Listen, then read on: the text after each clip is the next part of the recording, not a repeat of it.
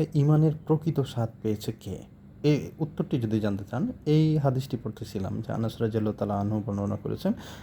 রাসূলুল্লাহ সাল্লাল্লাহু আলাইহি সাল্লাম বলেছেন যে, যে লোকের মধ্যে ৩টা গুণের সমাবেশ ঘটে, সে মূলত ঈমানের প্রকৃত স্বাদ পেয়েছে। তাহলে এই ৩টা গুণ কী আসলে? প্রথমটি বলা হয়েছে, তার মধ্যে আল্লাহ ও তার রাসূলের ভালোবাসা দুনিয়ার সকল কিছু হতে অধিক প্রিয় হবে। আর ২ নম্বর হচ্ছে, যে লোক কোনো মানুষকে কেবলমাত্র আল্লাহর উদ্দেশ্যেই ভালোবাসে, অন্য কোনো উদ্দেশ্য না, শুধুমাত্র আল্লাহর উদ্দেশ্যে। আর তৃতীয়ত হচ্ছে, যে লোক কুফরি হতে নাজাতপ্রাপ্ত হয়ে ঈমান ও ইসলামের আলো গ্রহণ করার পর পুনরায় কুফরিতে ফিরে যাওয়াকে এতটা অপছন্দ করে, যেমন আগুনে নিক্ষিপ্ত হওয়াকে অপছন্দ করে।